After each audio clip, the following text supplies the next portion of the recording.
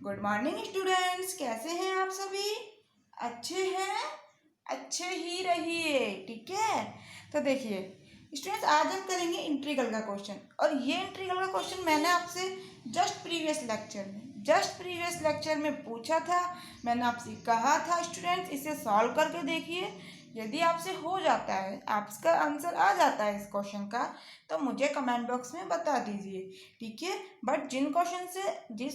But जिस student से question नहीं हुआ है, बिल्कुल भी टेंशन नहीं लो। मैं आपको इसका आंसर, इसका सॉल्यूशन अच्छे से एक्सप्लेन कर दूंगी अभी इसी लेक्चर में, ठीक है। तो शुरू करें अपना क्वेश्चन। तो देखिए क्वेश्चन क्या है, इंटीग्रेट करना है आपको tan x upon under root में cos x। अंडर रूट का मतलब क्या हो गया, पावर कितना है, 1/2।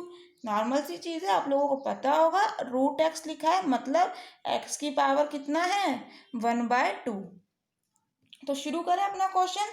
सबसे पहले आप tan x का फॉर्मूला याद करो। ट्रिग्नोमेट्री में अपन पढ़ते हैं क्या, कि tan x is equal to आप लिख सकते हैं sin x अपॉन में cos x। तो यहाँ यूज कर ले फॉर्मूला, बिल्कुल कर लीजिए। tan x की जगह लिख दिया हमने sin x upon cos x, और यहाँ क्या चल रहा है, cos x की पावर 1/2। ये तो अपना क्वेश्चन में चल ही रहा है ना, और dx भी चल ही रहा है। अब देखिए बेस सेम है, cos x है, यानी कि पावर ऐड हो जाएंगी। तो cos की पावर यहाँ कितनी है, 1। अगर कुछ नहीं लिखा है तो अंडरस्टूड होता है पावर कितना है, 1।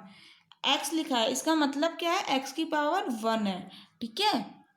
तो यहाँ पर क्या हो गया, पावर 1, यहाँ क्या है 1/2। जब बेस सेम है तो पावर्स ऐड हो जाती है। सो 1 + 1/2 कितना हो जाएगा, 3/2, ठीक है। तो यहाँ क्या आ जाएगा आपका sin x upon cos x की पावर 3/2, ठीक है। और dx आपका चल ही रहा है। अब क्या करना है, अब क्वेश्चन बहुत इजी हो गया है, कुछ नहीं करना, सिर्फ cos x को मान लेना t।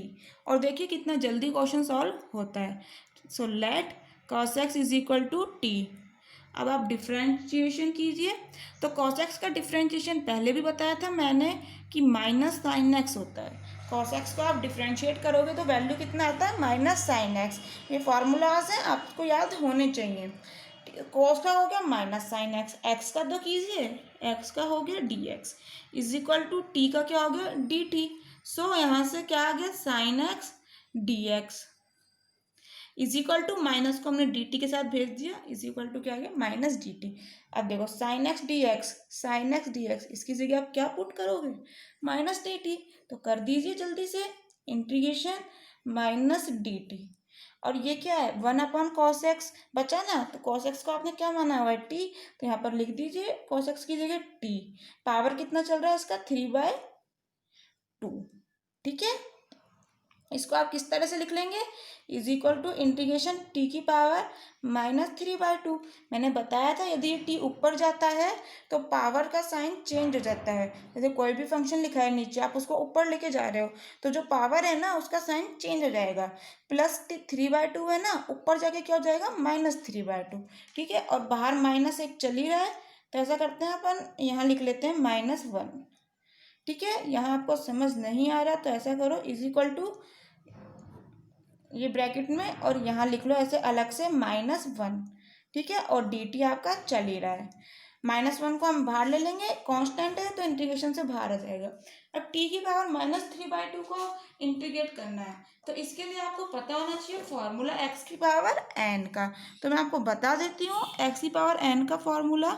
ये तो हम पहले डिस्कस कर चुके हैं फर्स्ट लेक्चर में, बट रिमाइंड कर लेते हैं। एक्स की पावर एन का इंटीग्रेशन होता है एक्स की पावर n+1 अपॉन n+1। यानी कि पावर जो n होती है ना, यहाँ इंटीग्रेशन के बाद इंक्रीज हो जाती है, n+1 आ जाता है। यहाँ भी जो पावर है वही टर्म आ जाती है, यानी कि n+1। अपने क्वेश्चन में t की पावर कितना दिया है, -3/2। तो इस क्वेश्चन में n की वैल्यू हम क्या लिख देंगे, -3/2, और इसको फॉर्मूले से सॉल्व कर लेंगे, ठीक है। तो क्या करोगे, यहाँ पर किसका इंटीग्रेट करना है आपको, टी की पावर -3/2 का, ठीक है। तो देखो यहाँ फॉर्मूले में रखो टी की पावर -3/2 डी टी। यहाँ एक्स है वेरिएबल, यहाँ टी है, कोई फर्क नहीं पड़ता इन चीज़ों से, ठीक है। बस यहाँ क्या कर लोगे, एक्स की जगह टी लिख लोगे, तो इज इक्वल टू क्या आ जाएगा, यहाँ पर एन की वैल्यू रख दो -3/2, तो टी की पावर -3/2 +1, ठीक है, अपॉन में भी -3/2 +1। अब क्या करोगे इसको सॉल्व, तो -3/2 +1 कितना हो जाएगा, -1/2, ठीक है। तो आप लिख दीजिए इज इक्वल टू क्या आ जाएगा, टी की पावर -1/2 अपॉन में -1/2, ठीक है। तो इसको आप किस तरह से एक्सप्रेस कर सकते हो, -1/2 ऊपर जाएगा तो क्या हो जाएगा -2, ठीक है, और टी की पावर क्या है -1/2, इसको आप नीचे ले आओ तो यहाँ पर क्या हो जाएगा, पावर का साइन चेंज, तो क्या हो जाएगा टी की पावर +1/2, ठीक है। ये स्टूडेंट्स 1/-1/2 को, इस टी को तो अलग रख दो, इसको आप क्या कह रहे हो ऊपर मान लो 1, ठीक है। 1/-1/2 को ये समझ आया -2 कैसे लिखा है। देखो ये चीज़ हम पहले भी डिस्कस कर चुके हैं, मैंने आपको चीज़ बताई थी कि यदि इस तरह से कोई भी लिखा है आपको फंक्शन, कोई भी वैल्यूज़ कि a/b और फिर अपॉन में c/d, तो बहुत से स्टूडेंट इसे सॉल्व नहीं कर पाते हैं। स्टूडेंट्स कुछ भी नहीं करना, ऊपर वाला टर्म है ना उसको एज इट इज़ लिखिए, बिल्कुल भी ज़्यादा नहीं सोचना, जो हमें दिया है उसी से हम सब कुछ कर लेंगे।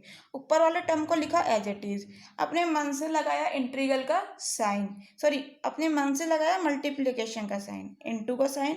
इंटीग्रल पढ़ते पढ़ते स्टूडेंट्स मेरा तो सब कुछ ही इंटीग्रल दिखने लग गया। हाँ देखिए क्या करना है, a/b लिखा, अपने मर्जी से लगाया मल्टीप्लाई का साइन, ठीक है। c/d लिखा है ना, इसको उल्टा कर दिया d/c, और कुछ भी नहीं करा, तो इसको आपने किस तरह से लिख दिया, simply a/b into d/c। For example हमने 3/2 का लिया था कि इसे 1/3/2 लिखा है, तो आप इसको किस तरह से लिखोगे, इस 1 को तो लिख लिया 1/1, अपॉन में क्या है 3/2। अब देखना ये वाले फॉर्मेट नहीं बन गया क्या, कुछ बिल्कुल बन गया। तो किस तरह से एक्सप्रेस करना है इसको, ऊपर वाला टर्म, सो 1/1 लगाया मल्टीप्लाई का साइन, इसको कर देना उल्टा, सो 2/3, सो 2 1 जा 2, 3 1 जा 3, तो आपने इसको कैसे लिख लिया, सिंपली 2/3, ठीक है। तो मैंने ऐसे ही वहाँ भी आपको बताया कि 1/3/2 को ऊपर ले गए तो क्या हो जाएगा 2/3, समझ आई चीज़ें। तो देखो बस यहाँ पर क्या है, इस टी को तो अभी साइड में रख दो, ऊपर मान लो 1, तो 1/-1/2 ऊपर गया तो ये क्या हो जाएगा -2, ठीक है। ये क्या होगा -2/1, अरे ये ऊपर जाएगा तो क्या होगा -2/1, तो अरे इसको -2 नहीं लिख सकते क्या, 1 का डिवाइड कर लो तो 1 का डिवाइड करने से कोई फ़र्क पड़ता है, जो टर्म है वही रहता है ना, तो इसीलिए आ गया -2, और इस टी को हमने इस तरह से एक्सप्रेस कर दिया। तो टी की पावर -3/2 का क्या आ गया, इंटीग्रेशन -2/t⁻1/2। तो हम यहाँ अपने क्वेश्चन में पुट कर दें इसका इंटीग्रेशन, इसकी वैल्यू आप निकाल चुके हो, क्या आ गई, ये माइनस तो पहले से चल रहा है, इसको तो लिख लेते हैं, यहाँ से क्या आ गया -2/t⁻1/2, ठीक है। t की पावर 1/2 का मतलब क्या है, √t, सो 2/√t, ये माइनस माइनस हो गया प्लस, तो सिंपल 2। अब क्या करना है, अब कुछ भी नहीं करना, सिर्फ t की वैल्यू पुट करनी है। t को आपने क्या माना था cos x, तो यहाँ t की जगह क्या लिख देंगे cos x √ में, ठीक है। अरे plus constant of integration c, और यहाँ भी plus constant of integration c, और यहाँ भी क्या आ जाएगा plus constant of integration c। Students exam में ये चीज़ मत भूल जाना, जब आप इनडिफाइनाइट इंटीग्रल पढ़ते हो तो कांस्टेंट ऑफ इंटीग्रेशन हमने ऐड करना होता है, ठीक है, याद रखिएगा, plus constant of integration add करना है, और लिख के भी आना एग्जाम में कि here c is constant of integration, ठीक है, लिख के भी आइएगा एग्जाम में, और इसे भूलना मत यहाँ पर कि क्या हमने ये बताना है, डिफाइन करके दिखाना है, ठीक है। सो थैंक यू स्टूडेंट्स, मिलते हैं नेक्स्ट लेक्चर में कुछ और इंटीग्रल के क्वेश्चंस के साथ। अगर यदि आपको इस क्वेश्चन में कोई क्वेरी हो, कोई चीज़ आपको समझ नहीं आई हो, कोई भी स्टेप हो सकता है आपका क्लियर नहीं हुआ हो, तो उस स्टेप को आप समझ लीजिए, ठीक है। यदि फिर भी कोई प्रॉब्लम आती है तो कमेंट बॉक्स में पूछ लीजिए कि मुझे ये चीज़ समझ नहीं आई है, कोई फॉर्मूला हो सकता है आपको समझ नहीं आया हो, तो प्लीज़ कमेंट बॉक्स में पूछ लीजिए। बट तब तक के लिए मैं आपको एक क्वेश्चन दे देती हूँ, कि उसे आपने करना है सॉल्व और आंसर बताना है कमेंट बॉक्स में, ठीक है।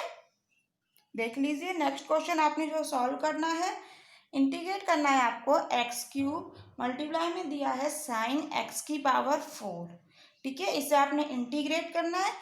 पहली बात तो ये, यहाँ साइन की पावर 4 नहीं है, यहाँ ऐसा नहीं लिखा है साइन की पावर 4x, ठीक है। यहाँ x का पावर दिया है आपको 4। बहुत स्टूडेंट गलती कर देते हैं, साइन की पावर मान लेते हैं, नहीं।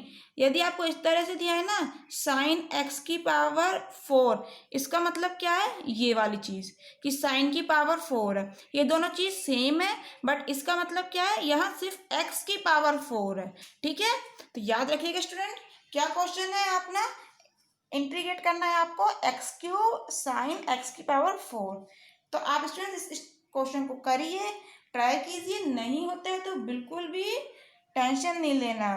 हम क्या करेंगे, हम इसे क्वेश्चन को नेक्स्ट लेक्चर में डिस्कस करेंगे, ठीक है। बस आप ट्राई करके देखिए होता है कि नहीं, क्योंकि इससे ये फायदा होता है, यदि आप ट्राई करने के बाद समझोगे ना क्वेश्चन को, तो आपको ज़्यादा अच्छे से समझ आता है। क्यों? क्योंकि आपने अपनी गलती पता होती है कि हम कहाँ अटक रहे थे, हमसे कहाँ क्वेश्चन सॉल्व नहीं हो रहा था।